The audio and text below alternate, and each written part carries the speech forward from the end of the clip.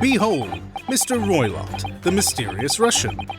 First, let your eyes be drawn towards this. This oversized pair of scissors, sticking out like a sore thumb. Now, just what in the devil were you planning to do with those? With just a little observation, the answer becomes obvious. You intended to cut off your splendid beard with those scissors. Continuing on. Now then, why would you have had such an urgent need to cut off that magnificent beard? That, too, is quite obvious, and I have the evidence to back it up.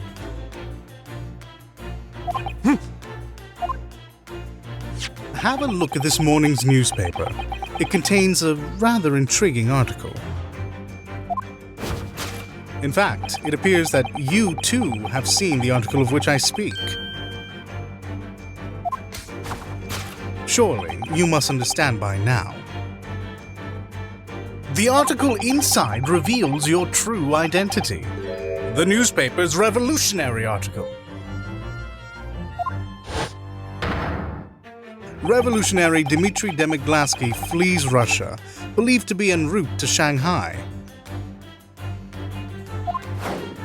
As you can see, the picture clearly depicts that eye-catching beard of yours. Having seen the article, you planned to cut off your beard before the crew found out. However, since you have yet to do so, your true identity remains clear. You are none other than the frightful revolutionary Dmitry Demiglaski. Though, with that said, I can't say I've ever heard of you.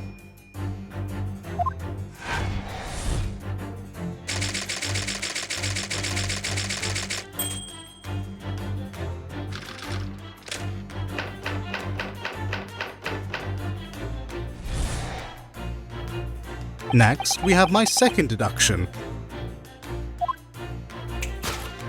It seems to me that we have caught you in the act of committing a terrible crime.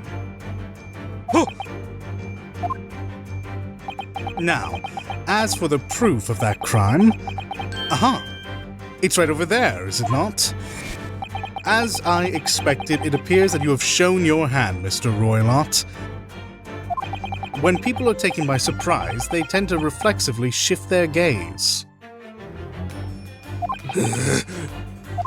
It's a classic tell, more eloquent and powerful than mere words could ever convey.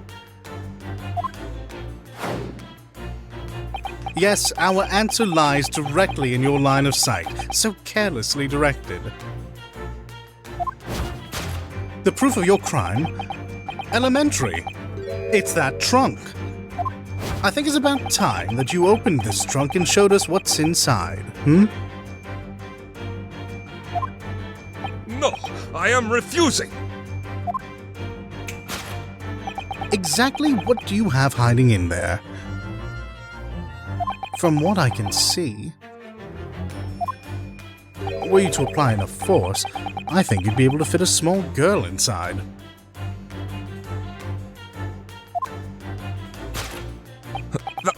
That is silly. A young girl stuffed into a trunk. Just who might she be? Oh, good grief. You're not much of a criminal, are you? Your line of sight betrayed your secret so easily.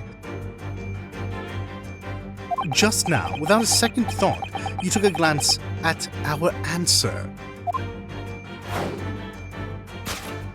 The reason why you can't open the trunk can be found in the newspaper. In truth, it seems that there is yet another intriguing article published in these pages.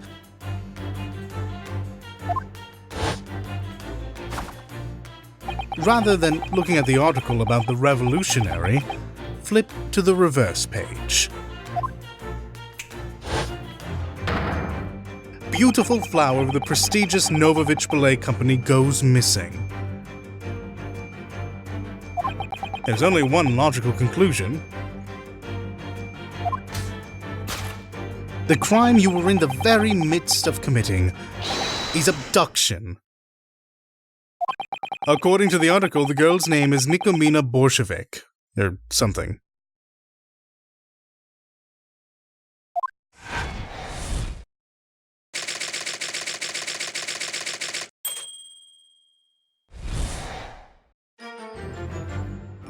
And there you have it! The great deductions of Sherlock Holmes have been revealed.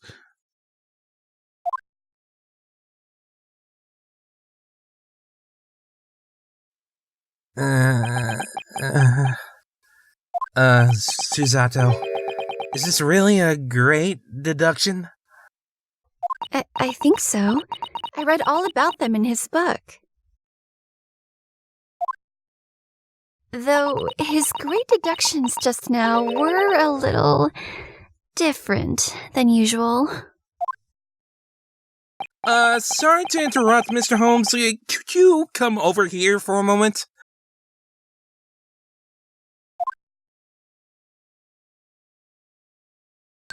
Ah, what can I do for you? I wanted to ask about your reasoning there. Yes, by all means. What's on your mind?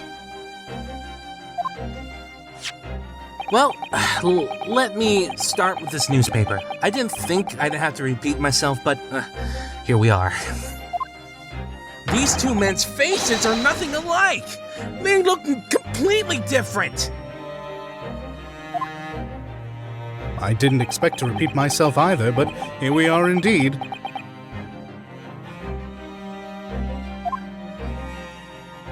We're dealing with a revolutionary. Who's to say he didn't revolutionize his own face?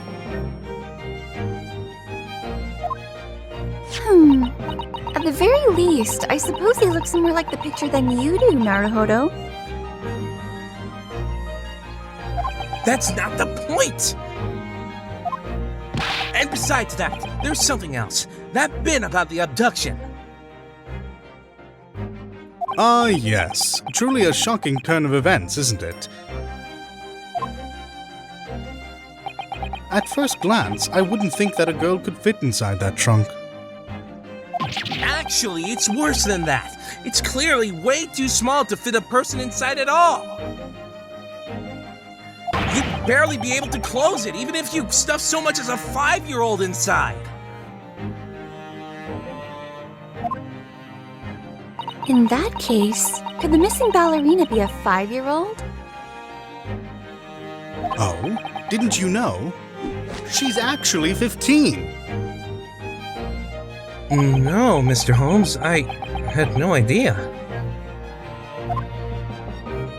So if she's 15, then roughly 10 years of her ought to be sticking out of that trunk.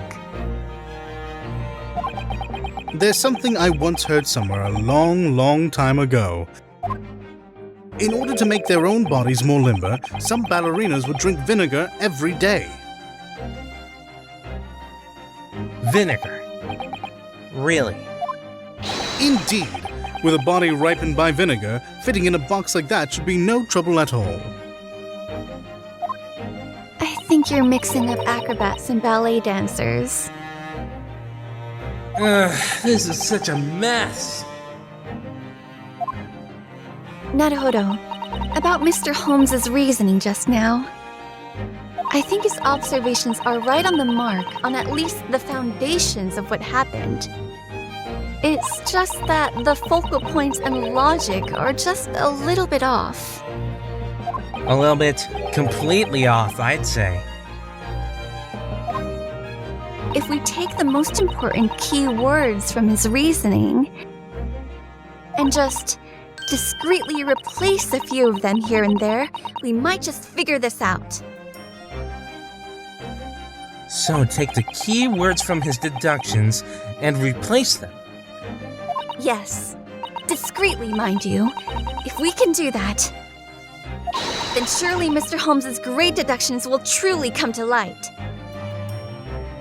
Indubitably, that's exactly what I was thinking. Wow, this great detective is a real piece of work. Well, it seems you've got your work cut out for you, thanks to me.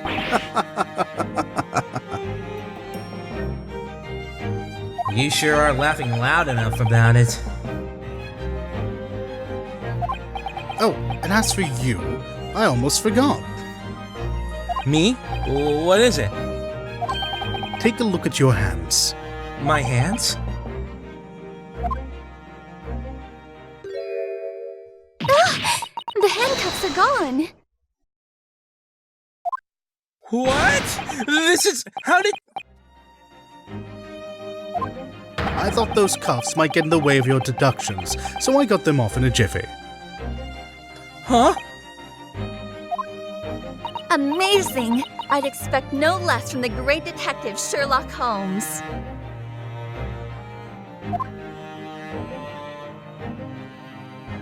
Ah, and there's no need to be worried. I'll put them back on once we're finished here. No, that's okay. You can leave them off.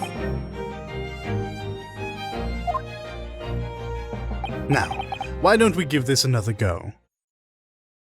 Come one and all to Sherlock Holmes' Theatre of Logic and Reason.